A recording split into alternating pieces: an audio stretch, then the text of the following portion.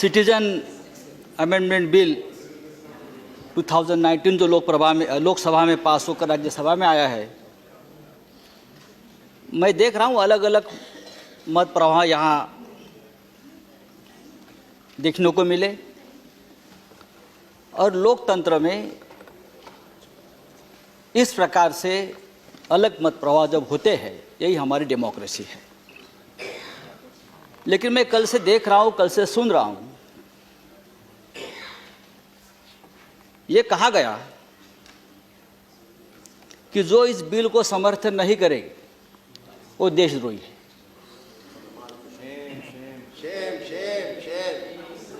और जो बिल का समर्थन करेंगे वो देशभक्त है।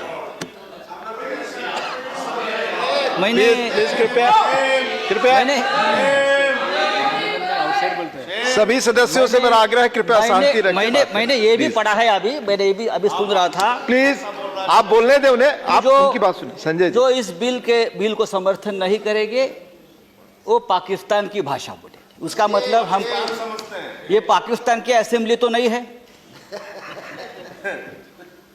यहाँ हो या वहाँ हो, हम इस देश के नागरिक हैं। देश की जनता ने सबको वोट किया है, यहाँ भी किया है, वहाँ भी किया है, और देश की जनता ने वोट किया है। तो पाकिस्तान के नागरिक की असेंबली नहीं है। मैं आपको बताना चाहता हूँ, अगर पाकिस्तान की भाषा हमको पसंद नहीं है तो हमारी इतनी मजबूत सरकार है, पाकिस्तान को खत्म करो। पाकिस्तान ऑक्युपाइड, हम आपके साथ हैं। आप संजय जी चेयर को संबोधित कर बोले, और बीच में हम हैं आपके साथ। पाकिस्तान हो या जो हिंदुस्तान के हमारे जो भाई वहाँ इस देश में अल्पसंख्यक के उसको तकलीफ होती है, उनका छल होता है, तो हमारा एक मजबूत देश, मजबूत प्रधानमंत्री, हमारे मजबूत गृह मंत्री जी, आपके ऊपर हमारी आशा है। आपने 370 को हटाया, हमने जी जान से आपको समर्थन दिया है, देते रहेंगे। आज देश के बहुत से हिस्से में मैं देख रहा हूं इस बिल को विरोध हो रहा है, हिंसा हो रही है। असम हो, त्रिपुरा, मिजोरम, मणिपुर, ठीक है, एक सेक्शन समर्थन में है, एक सेक्शन विरोध में है। वो भी देश के नागरिक है, देशद्रोही नहीं है। तो देशभक्ति का प्रमाण पत्र किसी से लेने की हमें जरूरत नहीं है। हम कितने कठोर हिंदू है उसका हमें प्रमाण पत्र नहीं चाहिए। जिस स्कूल में आप पढ़ते हो, हम उस स्कूल के हेडमास्टर है, आपको बताना चाहिए। और हमारे स्कूल के हेडमास्टर बाला साहब ठाकरे थे, अटल जी भी थे, श्यामा प्रसाद मुखर्जी भी थे, सब हम सबको मानते हैं। मैंने आज अभी एक अखबार में पढ़ रहा था कि कश्मीर में 2 जवान शहीद हुए, मुसलमान थे, उनके परिवारों ने भी इस बिल को विरोध किया है। 2 शहीद हुए उनके परिवारों, तो देशद्रोही तो नहीं है। मैं मानता हूं ये बिल धार्मिक नहीं है, ये बिल मानवता के आधार पर उसका ऊपर चर्चा होनी चाहिए। और हमें ये भी पता है कि घुसपैठ और शरणार्थी में फर्क है। तो क्या बिल पास होने के बाद संजय जी कंक्लूड करिए, इस देश के सभी जो घुसपैठ है उसको आप बाहर निकालेंगे? निकलना चाहिए, तो निश्चित है ना। गृह मंत्री जी की कमिटमेंट है। नहीं, चुनाव के रैली में भी आप ही लोगों ने तय किया है, बैठकर कमिटमेंट है। इस देश के एक एक घुसपैठियों को हम बाहर निकालेंगे। अगर हम हमारे शरणार्थियों को यहाँ जगह दे रहे हैं तो घुसपैठियों को निकालना चाहिए। मैं ये मानता हूं कि पाकिस्तान, अफगानिस्तान और बांग्लादेश में जो हमारे अल्पसंख्यक का भाई है, चाहे हिंदू है, चाहे सिख हो, चाहे ईसाई हो, उसके अधिकारों का हनन हुआ है। जबरदस्ती धर्मांतरण होता है, बेटियों के ऊपर अत्याचार होता है, हत्याएं होती है, और मानवता के आधार पर हमको संजय जी अब उनको स्वीकार करना चाहिए। कंक्लूड करिए। उनको स्वीकार करना चाहिए। लेकिन हम उनको अगर स्वीकार करते हैं तो उसमें राजनीति नहीं होनी चाहिए, वोट बैंक की राजनीति नहीं होनी चाहिए। उनको रोटी, कपड़ा, मकान, रोजगार संजय जी जो कॉन्क्लूड भी करें, आप 2 दे मिनट सकते अधिक हैं, हो आप दे गया। सकते हो। मैं अगले स्पीकर को लेकिन बुलाऊंगा। कॉन्क्लूड करें आप जैसे संजय। कि मेरी Conclude पार्टी करें। ने कहा है कि ये सभी लोग कितने हैं, जैसे आपने प्रास्ताविक में कहा गृह मंत्री जी ने कि लाखों करोड़ों लोगों की ये वेदना और उनकी आशा की बात आपने कि लाखों करोड़ों लोग आप यहां अगर ला रहे हो तो क्या उनको वोटिंग राइट मिलेगा?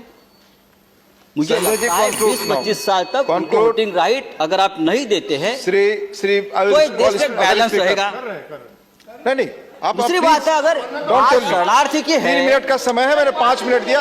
Shri please don't tell me. तो श्री मनोज कुमार झा, तो देखिए श्री मनोज कुमार झा। देखिए हमारे देश में प्लीज कॉन्क्लूड लाखों कश्मीरी पंडित जो शरणार्थी है, कॉन्क्लूड 370 हटाने के संजय बाद जी ऑलरेडी यू हैव टेकन 6 उनके मिनट्स भी मन में इंस्टेड एक ऑफ 3। आशा की उम्मीद जागी थी संजय जी कॉन्क्लूड।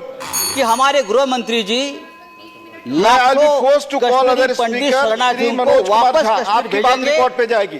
श्री मनोज उनको कुमार आप झा, आप बोले, आपकी बात रिकॉर्ड पे जाएगी। अगर मैं दूसरे स्पीकर को बुलाऊंगा फिर श्री प्रफुल्ल नहीं, then I will call other. कर रहा हूं सर। अब श्री संजय जी की बात नहीं जाएगी रिकॉर्ड पे, आपकी बात रिकॉर्ड पे जाएगी। आप बोले, अगर आप नहीं बोले दूसरे स्पीकर को मैं क्या बुलाऊंगा। कर रहा हूं?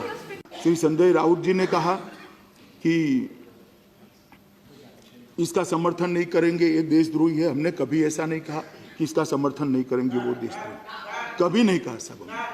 मैं इस बात को डिनाई करता हूं, मगर आज मुझे आश्चर्य होता है मान्यवर, सत्ता के लिए लोग कैसे कैसे रंग बदलते,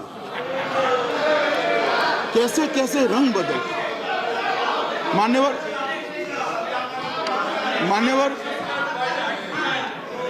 Mr. Vaiko, please sit down. Mr.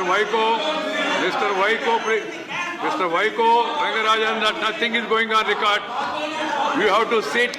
You have to sit, and once the minister concludes his मान्यवर, thing, then Mr. Vaiko, I have to name you. मान्यवर, Please, don't provoke कल me लोकसभा further. में This is the 6th time today. Shiv Sena ने You are defying the chair and then speaking as you like. You can't do it. You can't do मान्यवर, it. Please sit down. कल- Please sit down. Don't create a कल unhealthy situation. Lok Sabha में शिवसेना ने इस bill का समर्थन किया If था। he eats, that's a different matter. मैं सिर्फ If he इतना eats, ही that's a जानना different matter. चाहता हूं, Otherwise, शायद wait for your turn. मुझे न बताए, महाराष्ट्र की जनता भी जानना चाहती है कि आज रात को क्या हुआ कि आज शिवसेना ने अपना स्टैंड बदला। मान्यवर सतीश चंद्र मिश्रा जी ने कहा, संजय जी बाद में सतीश चंद्र मिश्रा जी ने बाद कहा में ऐसा नहीं 2014 होगा। की मान्यवर cannot- 2014 की डेट इस बिल में क्यों रखी है?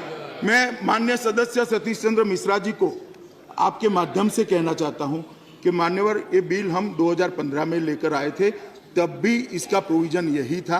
ये बिल को थोड़े बदल, जो सबसे चर्चा करके सुझाव आए, थोड़ा बदला, तब उसको वो डेट को वो की वो रखा गया है 2014 की। इसमें और कोई हमारा आशय नहीं है। और जहां तक उन्होंने पूछा कि मुस्लिमों को क्यों छोड़ा, मुस्लिमों को कोई नहीं छोड़ा है।